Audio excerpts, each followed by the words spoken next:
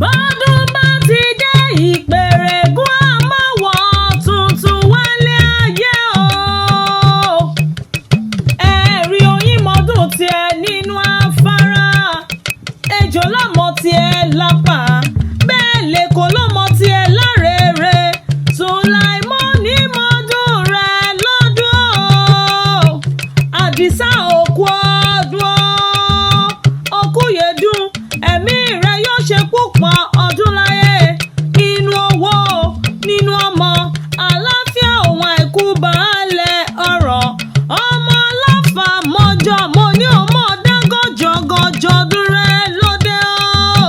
Abiodun ojú rẹ̀ yóò túbọ̀ máa rọ́dún.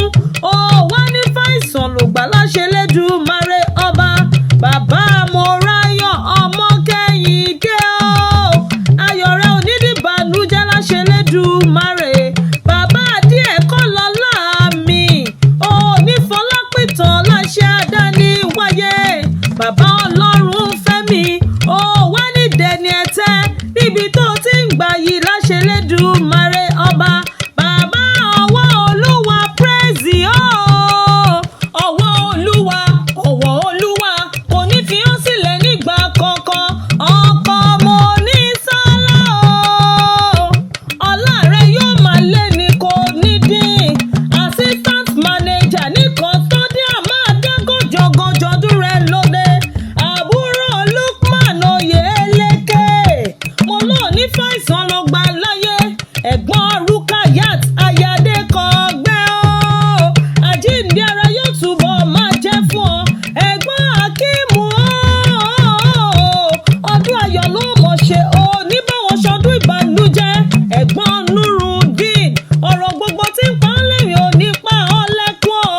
Ẹ̀gbọ́n Bílíkísù àánú Elédùmarè wá ní ká kúrò lórí rẹ̀ láṣẹ àdáni wáyé.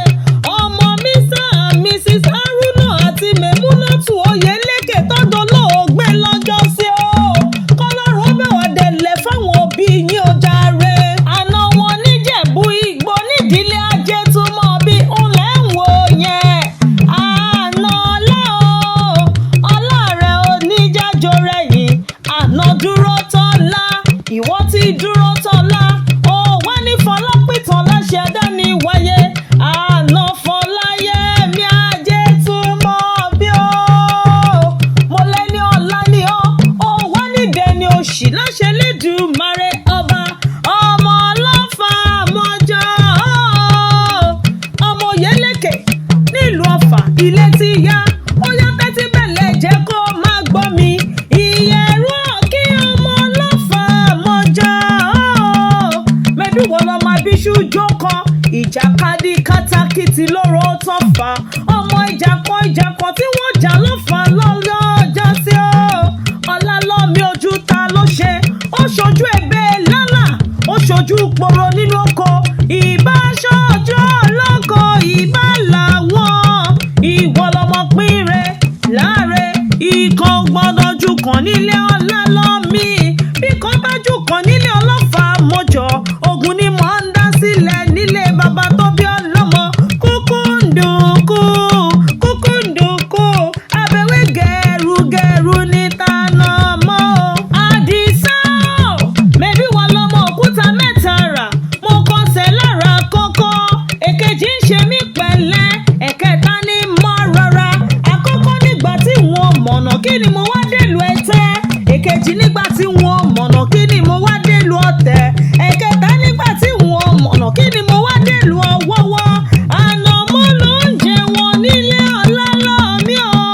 Ẹni ò jànà mọ́ olúwa rẹ̀ ò dọ́fà ni. Ọ̀fà ò mọ́kà ẹrú rẹ̀ ló mọ ọ́kà. Ọlálọ́mí àbíṣú jára ń gbà lóko. Ìjà pẹ̀kí abẹ́ òwú. Ẹni bá tọ́ lọ́fà níjà onítòun á dára rẹ̀ lẹ́bi. Ọlálọ́mí àbìdí téńté lórí ẹni o. Ìyẹ̀rú ọ̀kí ló máa pe bàbá tó bí ọlọ́mọ. Ọ̀kí ló ládé Ọlọ́fà mọ́jọ́ ọlọ́mọ lọ́lọ́mọ. Mo gbọ́ pé wọ́n ń jà lọ́fà lọ́jọ́jọ́ sí i. Mo kápọ́ mo kàdá mo kókúta wẹ́wẹ́wẹ́. Mo mẹ́tu mo kó wọn dà sínú ìbọn. Mo délé Ọlálọ́mí ní kì í ṣe bíjà bàbá tó hun. Ó délé kejì ẹ̀wẹ̀wẹ̀. Mo gbọ́ pé wọ́n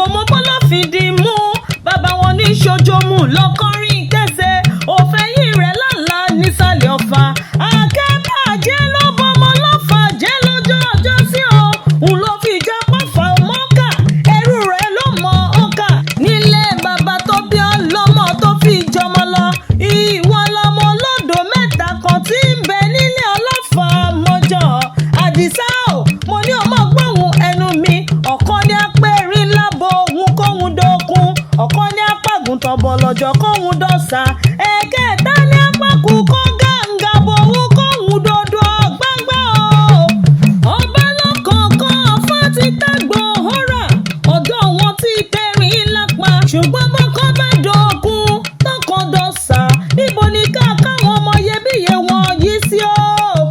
Èyí apẹ̀rín ńlá fún olè dógún, èyí apagùntàn bọ̀lọ̀jọ̀ fún olè dọ́sà, èyí apakùkọ gàgàrà fún lọ́wọ́ dòdò ọ̀gbágbá o. Ọ̀gbágbá omi ńlá ti ń ṣubú láàárọ̀.